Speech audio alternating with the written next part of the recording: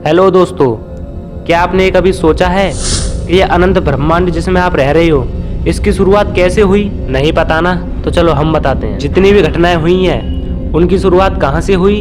वैज्ञानिकों को ये पता चला है कि ये हमारा ब्रह्मांड चारों तरफ से फैल रहा है और ये हर एक सेकंड बढ़ता जा रहा है। और हमें ये जानने के लिए कि इस अनंत ब्रह्मांड की शुरुआत कैसे हुई, इसके लिए हमें समय को रोकना होगा और समय के पीछे जाना होगा। चलिए समय के पीछे चलते हैं, कुछ ज़्यादा ही पीछे।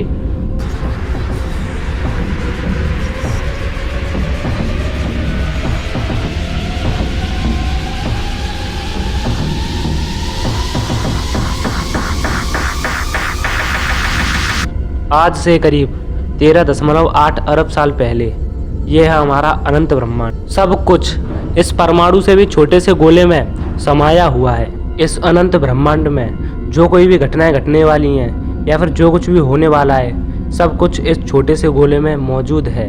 यहाँ पर समय का कोई अस्तित्व ही नहीं है। पर अभी जो हमारी दुनिया है उसकी शुरुआत अभी होने वाली है। इसी रहस्यमय कारण के चलते एक परमाणु से भी छोटे साइज का ब्रह्मांड अचानक अपने अस्तित्व में आ रहा है।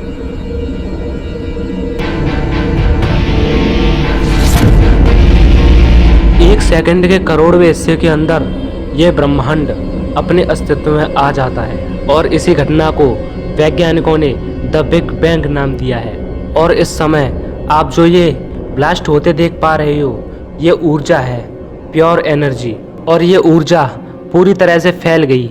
इसी वजह से स्पेस का जन्म हुआ और इसके साथ ही साथ समय अपने अस्तित्व में आया। ये ऊर्जा यानी एनर्जी स्पेस में करोड़ों साल तक फैलती रही और ये ऊर्जा इतने सालों में धीरे धीरे ठंडी होने लगी। इसी ऊर्जा के चलते मैटर का फॉर्मेशन हुआ, अरबों छोटे छोटे सब एटॉमिक पार्टिकल्स के रूप में, जिसे हम परमाणु कहते हैं। क्वार्क्स, इलेक्ट्रॉन्स, प्रोटॉन्स, न्यूट्रॉन्स, इन सब चीज़ों का फॉर्मेशन हुआ। असल में दो प्रकार की चीज़ें बनी थी। आधी थी मैटर, मतलब वो परमाणु, और बाकी चीज़ें जिससे दुनिया बनी है, जिससे आप बने हो। और दूसरा ग्रुप था एंटी मैटर, जो मैटर का उल्टा होता है और एंटी मैटर का विपरीत है। इसलिए जब वो आपस में मिलते हैं तब वो एक दूसरे को ख़त्म कर देते हैं।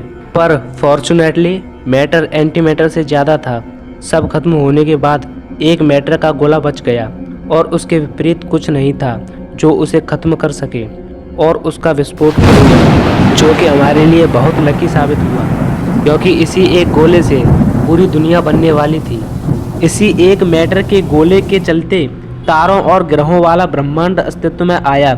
शुरू की बिग बैंग के चलते ये ब्रह्मांड अस्तित्व में आया और मैटर के गोले के इस विस्फोट के चलते ब्रह्मांड के अंदर की चीज़ें अस्तित्व में आईं। उस गोले के ब्लास्ट होने के बाद सब कुछ ठंडा हुआ। आखिर में जाकर सब कुछ बनना शुरू हुआ। धूल जैसे दिखने वाले इस ब्रह्मांड में एक फोर्स यानी बल अपना काम करने लगा। उस फोर्स के चलते हर एक एटम आपस में जुड़ने लगी, एक दूसरे के तरफ आकर्षित होने लगे। ये फोर्स कोई और फोर्स नहीं, ये है फोर्स ऑफ ग्रेविटी यानी गुरुत्वाकर्षण बल। शुरुआत में इस ब्रह्मांड में ज़्यादातर हाइड्रोजन के एटम्स एग्जिस्ट करते थे। गुरुत्वाकर्षण बल जगह जगह उस हाइड्रोजन के परमाणुओं को आपस में कंप्रेस करने लगा, जिससे वे हाइड्रोजन के परमाणु गुरुत्वाकर्षण बल के चलते सामने आते थे। उस जगह का तापमान लाखों डिग्री तक पहुंच जाता था। कंप्रेस होते होते जब एक जगह का टेम्परेचर 1 करोड़ डिग्री तक पहुंच गया तो एक प्रक्रिया शुरू हो गई, इसे न्यूक्लियर फ्यूजन कहते हैं। उससे बहुत ही ज़्यादा एनर्जी निकली। उसी समय कुछ ऐसा दृश्य हुआ।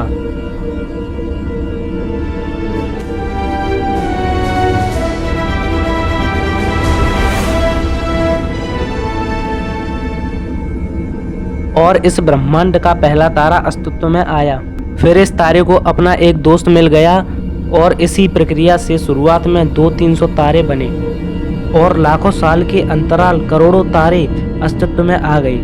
जी हाँ, यही वो तारे हैं जो आप रात को आसमान में देखते हो। वो ब्रह्मांड के शुरुआत में इसी तरह बने थे।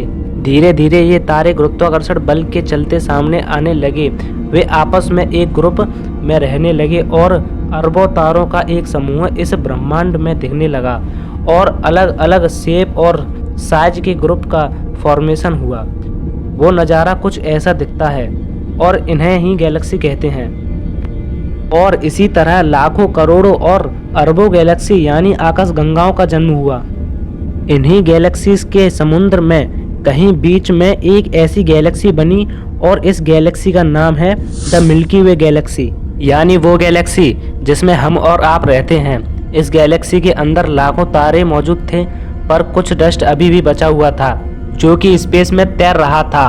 पर हजारों साल के अंतराल में ग्रेविटी अपनी पावर दिखाने लगी। जो डस्ट मौजूद थी वो भी गुरुत्वाकर्षण बल के चलते आपस में सामने आने लगी और इसी परिस्थिति के बीच में बहुत सारे प्लानेट यानी ग्रह बनने लगे। सारे एस्ट्रॉयड जैसे दिखने वाले टुकड़े ग्रेविटी के चलते आपस में मिलने लगे और इन्हीं ग्रहों के बनने के दौरान एक रॉकी प्लेनेट भी बना, यानी ऐसा ग्रह जिसकी सतह ठोस थी और किसे पता था कि इसका नाम अर्थ यानी धरती होने वाला है, जिसमें आपका और मेरा जन्म होने वाला है। ठोस टुकड़े आपस में जुड़ के ग्रह तो बन गए, पर जो बचे कुचे प्योर हाइड्रोजन के एटम्स थे वो भी आपस में मिलने लगे। और जैसा कि मैंने तारों के निर्माण के बारे में बताया था, बिल्कुल वही घटना यहाँ भी हुई। कुछ बचे हुए हाइड्रोजन के एटम्स से एक छोटा सा तारा बनने लगा। सारे हाइड्रोजन आपस में करीब आने लगे और इतनी टेम्परेचर बढ़ गई कि न्यूक्लियर फ्यूजन की शुरुआत हो गई।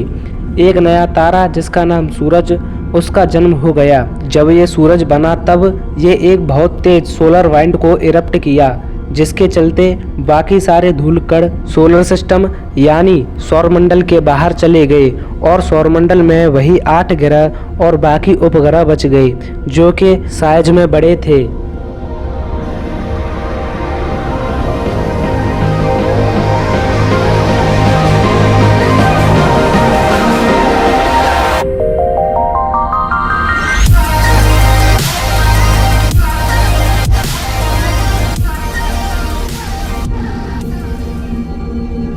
और सौरमंडल वैसा दिखने लगा जैसा वो अभी दिखता है। सोलर सिस्टम की बाहरी तरफ बहुत सारे गैस प्लैनेट बन चुके थे, जैसे जुपिटर यानी बृहस्पति, सैटर्न यानी शनि ग्रह और यूरेनस यानी अरुण ग्रह और नेपच्यून यानी बुध ग्रह। और सोलर सिस्टम के अंदर की तरफ इन रॉकी प्लैनेट का जन्म हो गया था, यानी ठोस सतह वाले ग्रह जैसे मर्क्यूरी यानी बुध ग्रह, वीनस यानी शुक्र ग्रह, मार्स यानी मंगल ग्रह और आखिर में हमारी प्यारी सी धरती। और यही वो धरती है जिसके इतने बड़े सतह से एक जगह पर बैठकर आप इस वीडियो को देख रहे हैं। आपके जन्म से पहले इस ब्रह्मांड में इतना सब कुछ घट चुका है। उस कण से जन्मा वो मैटर और उस मैटर से जन्मा ये तारा और इस तारे के बाद ग्रहों की उत्पत्ति और इसी के चलते आपका जन्म। यही थी आपके और आपके पहले की कहानी। ये वीडियो आपको कैसा लगा नीचे कमेंट जरूर करना। वीडियो को लाइक और शेयर के साथ साथ चैनल को सब्सक्राइब भी करना। धन्यवाद।